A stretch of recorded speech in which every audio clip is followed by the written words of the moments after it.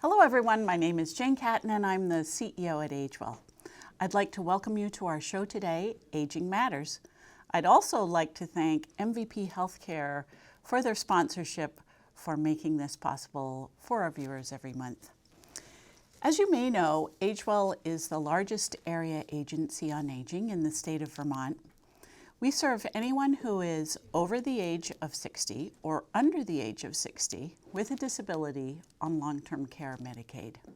Our goal is to make sure that we wrap around services to eligible clients to make sure that they can live independently and healthy in the setting of their choice.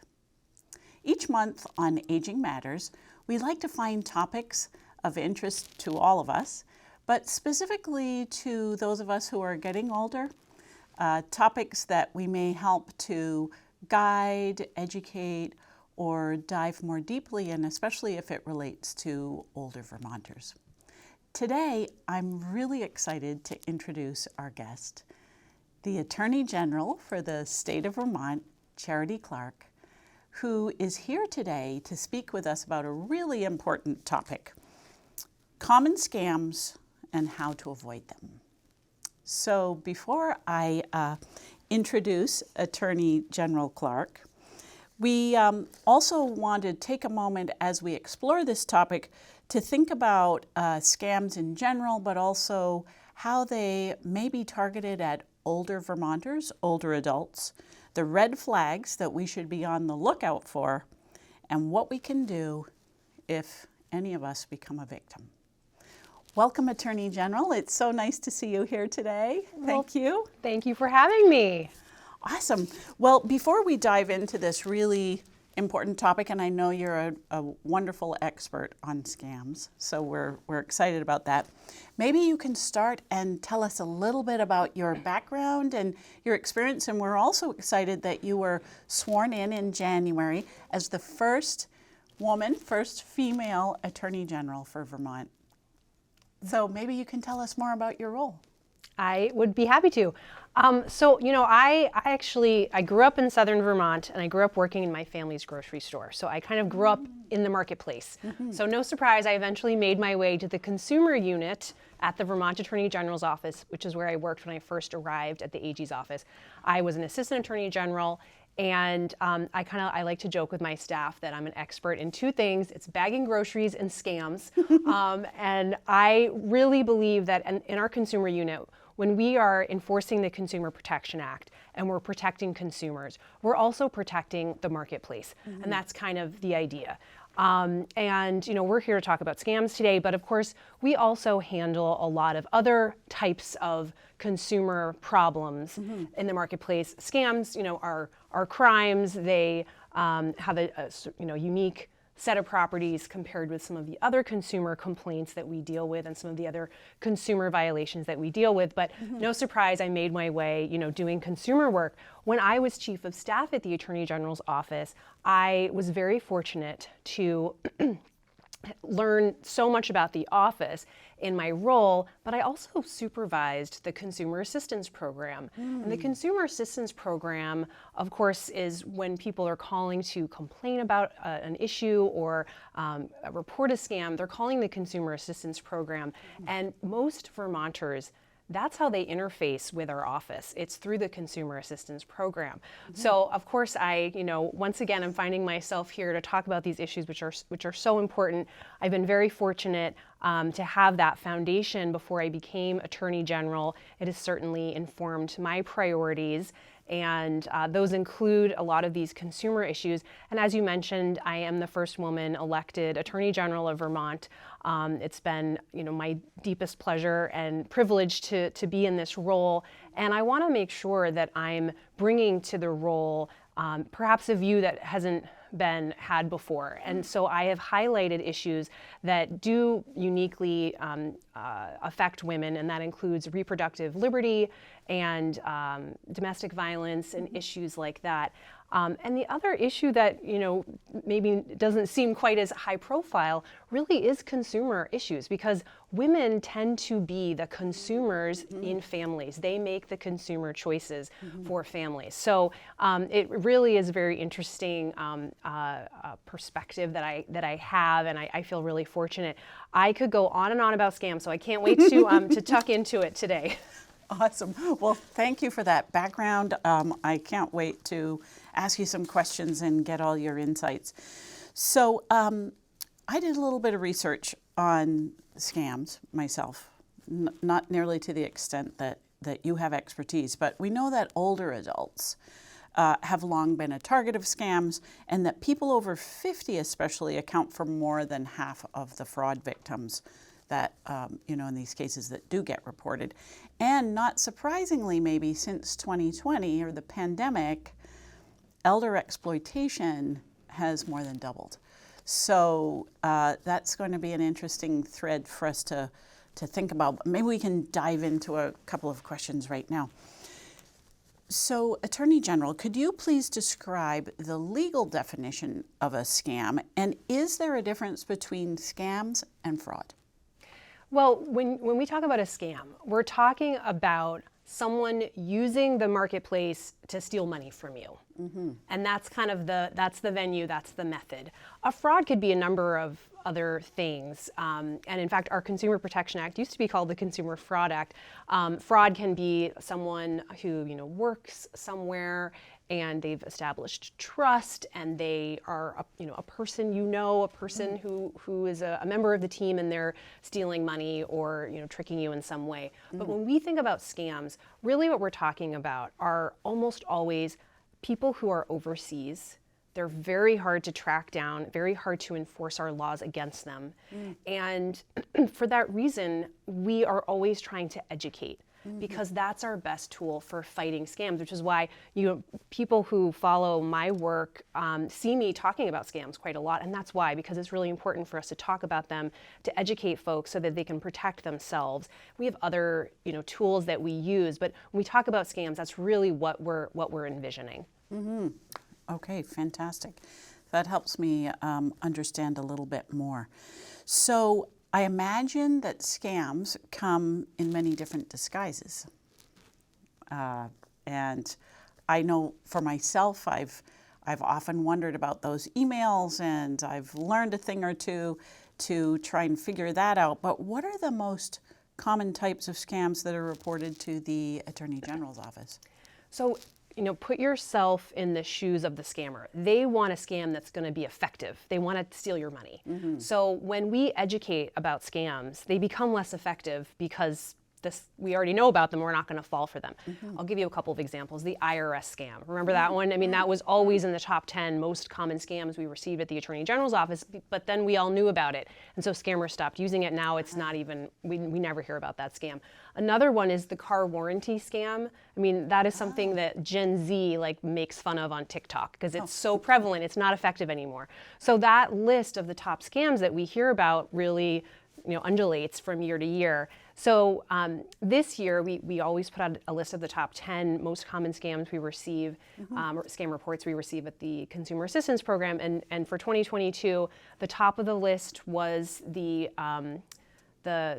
fake package scam. Oh, okay. Which I always say that is definitely one that I feel like I'm at risk to fall for, is the fake package scam, where you're getting a text or an email saying, your FedEx package is on its way, or your Amazon package is on its way. Do you want me to describe each one of these now, or go into them later? Oh, no. Yeah, go ahead. Okay. Yeah, maybe in detail, yeah. Yeah, sure. So, and what they're trying to do is take your money or your information so that they can use that to steal your money. So your social security number, your bank account number, your credit card number, any personal information they can use to then steal your money. If they can steal your identity, they can open up credit cards in your name, et cetera, et cetera. I know it's very scary when you start to go down the road with that. But so the fake package scam is how, that's their tool for that one, is you got a fake package. And the other thing that I always say is there's a kind of magical formula for an effective scam. The first is a sense of urgency, and the second is this spiking of your emotional response, whether it be fear, whether it be excitement, like, ooh, I got a package, how exciting, even though you don't remember ordering the package, Right. or someone sent me a present, and so you're in your emotions, you're not thinking logically, there's a sense of urgency. And once you have those combinations, someone's trying to take your money, you don't know who they are, and those things are going on, that should be a red flag. So let's talk about some of the other top scams. That's number great. one. Number two is the computer tech support scam. And for viewers who are watching, I'm with you. Computers aren't necessarily my thing, so I don't like them to be trouble. And if a pop-up comes up, for example, and says, ooh, you have a virus, but don't worry, I'm Norton, I'm some legitimate company, but not really, they're faking it. Click here and I can help you. And if you click on that, they're probably going to say, no problem, I can fix this for you. Just allow me to remotely access your computer. Never, ever, ever let anybody access your computer remotely, because once they're in there, they can go anywhere they want. They can look at your browser history, if you've bookmarked your bank account, etc. They're in, and we've heard absolutely chilling tales of people who've literally watched as their money was being moved to a scammer's account. It's truly chilling. The third one is the sweepstakes and lottery scam. So people will say you won the sweepstakes or the lottery, and in order to collect your winnings, you need to give a nominal amount of money. That's never going to happen. No legitimate sweepstakes or lottery is going to make you pay to get the money. And they're also going to either come in person, or they're going to FedEx you, or some official type of mail. They're never going to email you or call you in that way. So that's the number third scam that we hear about. Another imposter scam. Imposter scams are when someone is trying to pretend they're someone they're not, is the law enforcement imposter scam. So you'll get a call, you're about to be arrested, you have to pay this. They're always, and that, again, the emotion, you're afraid, you're worried, you have to do it now, or we're going to come, the sheriff is on his way to your house to arrest you, and you're scared, and so you just give the information without thinking, because you're feeling, your emotions are being spiked. So that's number 4. And number 5 is the family emergency imposter, which is insidious, and we hear common tales about this one. And for older folks who are grandparents, think maybe you don't see your grandchild all that often, or your niece or nephew, your great niece or nephew, and so you get a phone call saying, I'm in Italy and I've been in a car accident, or I'm in jail and there was a misunderstanding and you need to wire money, and you're not thinking clearly and you're scared, and so you send the money before you check with the mom or dad or another person, or call the Consumer Assistance Program at 1-800-649-2424 to say, I'm not sure if this is a scam, I'm checking in. You have lots of tools to try to prevent those from happening. So that's the top 5. Do you want me to just list the remaining ones? Sure, yeah, that would be great. I don't know if you want me to go into all the details, but fake websites or online listings, these are incredibly common. Craigslist, which had a really large impact on our local newspapers, unfortunately, has a very tiny staff, and they do not have a staff that can sift through looking for scam listings. So I'll give you an example. Someone will list an apartment that's for rent. It's a real apartment. Someone probably listed it last year and they stole the pictures and the description. They repost it as if it's their own, with their own contact information, and they lower the price just enough that it's not too good to be true. So you're thinking, well, that's a pretty good deal, but it's not like, is this a scam? And this, right now I could probably find something on Craigslist that fit this bill. It's very, very common. So that's your fake listing scam. And then, they want a deposit and security and stuff. Right. Never sign a lease, never send a deposit before you go to the building and meet with someone there. That's going to give you, and tour the facility, tour the apartment. That's your way to protect yourself with that one. The debt collection scam is someone pretending to be a debt collector. You can kind of imagine that. Again, they're looking to get money, so that's an effective way. Deceitful solicitations, similar. Someone's trying to pretend they're a charity or some other organization that would get money from you. Identity theft is a catch-all. When folks call our office and they're, concerned about identity theft issues, we're always trying to be supportive of how to protect yourself. And if anyone watching feels they might be the victim of identity theft, or they're worried because they fell for a scam, call the Consumer Assistance Program. They can walk you through some of the steps to protect yourself from identity theft. We all kind of went through that a few years ago during the Equifax breach. I don't know if you remember that, but we all kind of went through how to protect ourselves from identity theft. And then the last one is the Medicare card phishing. So phishing with the PH, when someone is trying to get information from you. So those are the top scams from 2022. We'll be back, next year and tell you what the top scams are from 2023. And as always, I will predict that some of those will shift and we'll get new ones that seem to be effective for scammers, and some of the other ones won't be as effective. Wow, that is quite a list. Yes. And so much to think about all the time. It's about computers, it's about telephone calls, it's all of the above. Yeah. Attorney General, how many people in Vermont, you talked about accessing your 1-800 number, how many people in Vermont reported fraud last year? And do you believe that number might be higher because some people aren't reporting? They might be embarrassed, or, oh, I fell for this, I'm just going to put it over here and not talk about it. Is the reporting numbers increasing as well, or is it staying flat? Well, I think we had almost 4,000 scam reports last year. And that number is actually a little bit down. There's a few possible reasons. I think one of the reasons is that on the national level, they started putting into place protocols regarding robocalls. Ooh. And robocalls aren't just annoying. I mean, for most of us and for most robocalls, they're just a nuisance. But when they actually reach someone and they are able to convince that person to give them money, it can be incredibly devastating. And I'll just take a moment to say, we keep track of what we call scams with losses. Most of the scam reports that we get are simply reports like, I know this is a scam, but I just want to make you aware of it, which is incredibly helpful. Because so people should call and do that, or go to our website and do that, because then we know what the scams are and we can better educate. For example, if we hear about a pastor scam that's really hot, well, we might alert the pastors in Vermont we know of to say, be on the lookout. You might want to tell your parishioners about the scam. So it's really helpful for folks to report those scams that come through. But so I think because of the change to the robocall protocols, basically a lot of the scam robocalls that used to go through are not getting through now. I mean, we still get a ton, as I'm sure you have experienced, and certainly I have as well. But I think that's helped a little bit. But to your question about underreporting, I absolutely think that is only a drop in the bucket of the amount of scam attempts, because I personally never pick up my phone if I don't know who's on the other end, because of this is one of the reasons. I've given this speech so many times that now I know. Don't answer the phone. Don't answer the phone.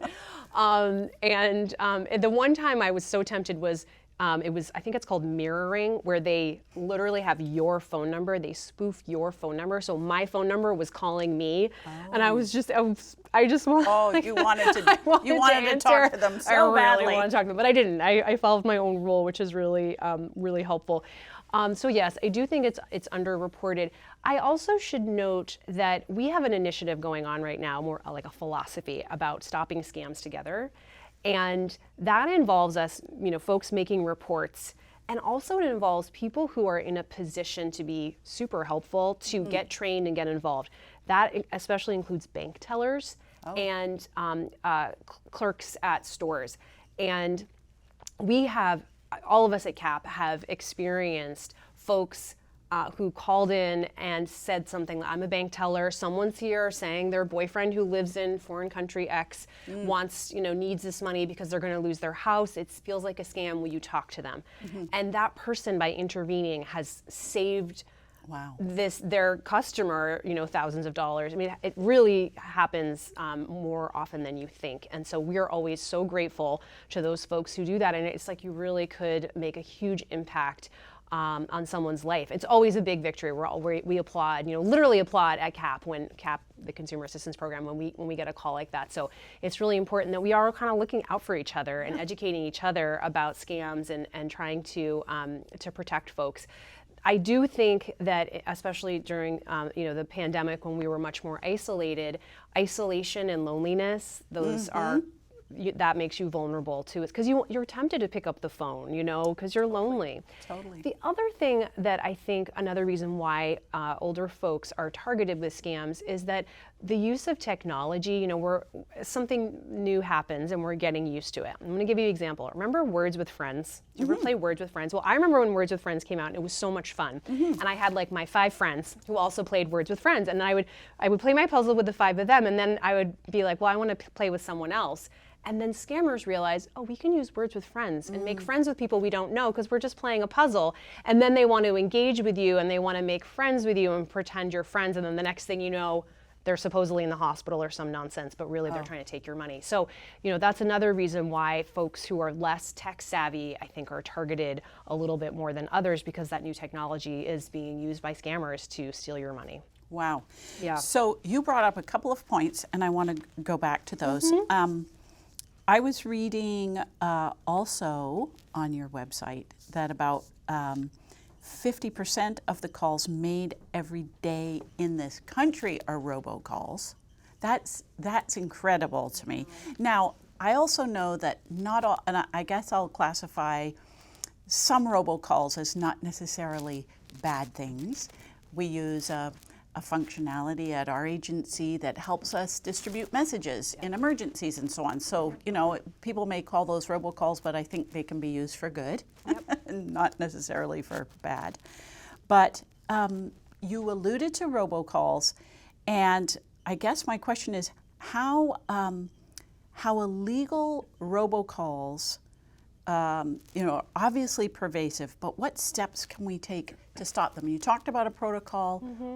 What does that protocol look like? So obviously don't answer the phone, but what else?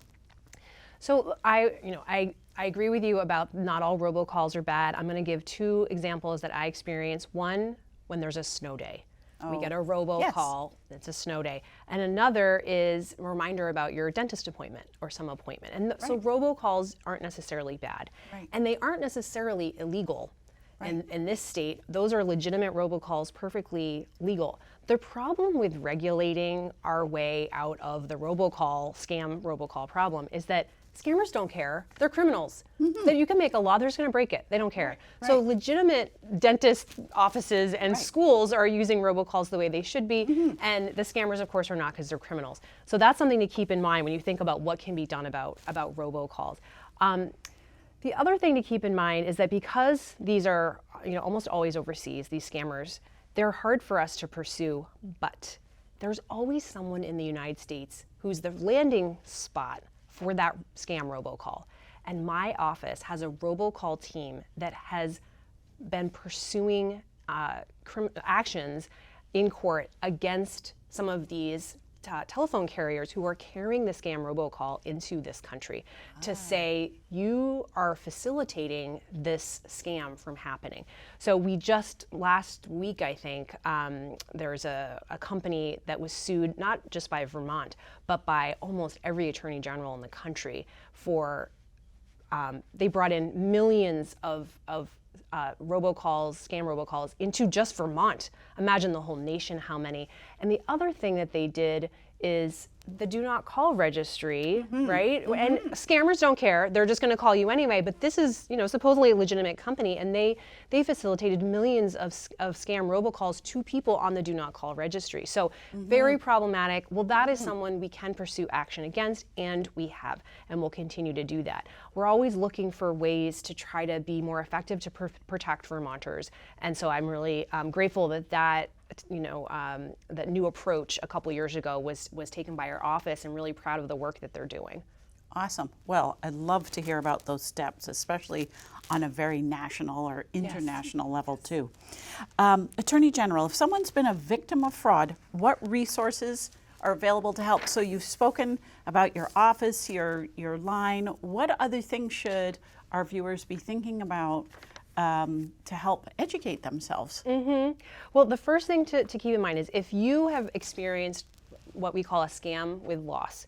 So if you have experienced that, call the Consumer Assistance Program immediately. And I want to take a moment to talk about the different ways we pay for things. some of the ways we pay for things have no consumer protection, like cash, right? You spend $10 on something, goodbye. Rarely is there a trace. Maybe you have a receipt. I mean, there's not much you can do.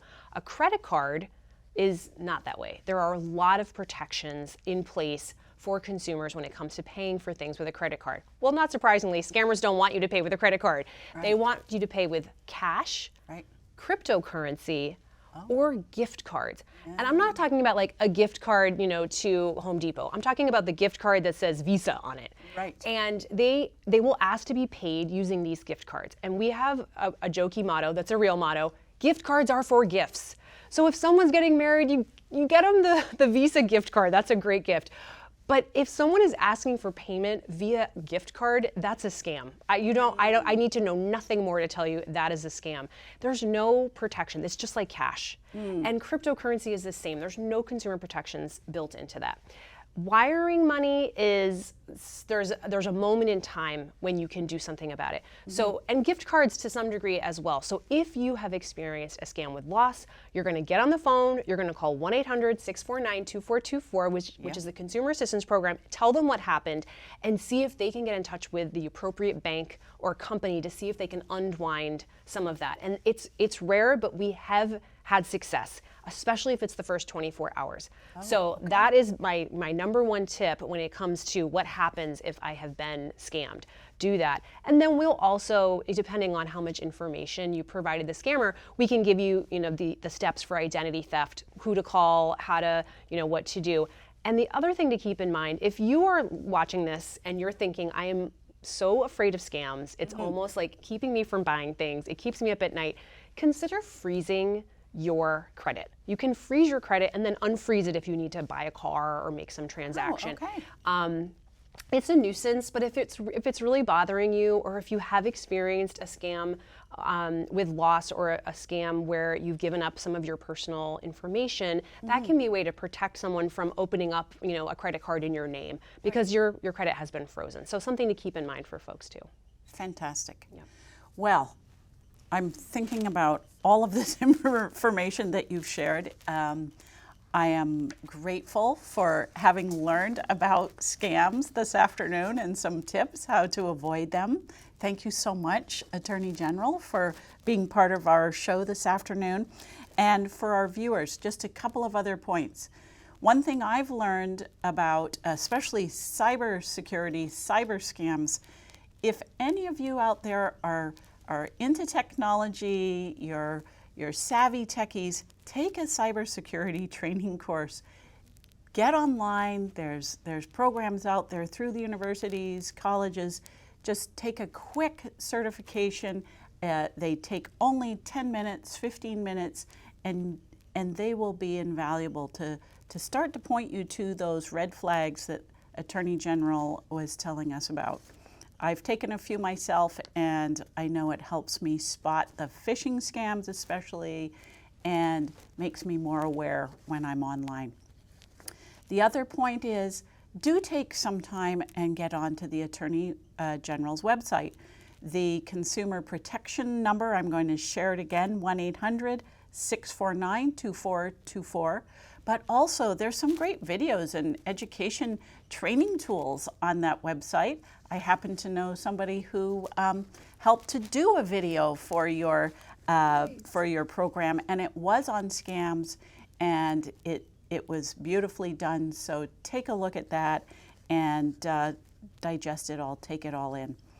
So Attorney General Clark, thanks again for joining us. So appreciative. And to our viewers, if you're seeking support of any kind, remember the Attorney General's number, as well as AgeWell's Helpline. We're here to help. We're available during business hours, 5 days a week, and that number is 1-800-642-5119 for anything that you may need, and we can help to direct you. I hope you've enjoyed our show today. We look forward to seeing you next time on Aging Matters. Thank you.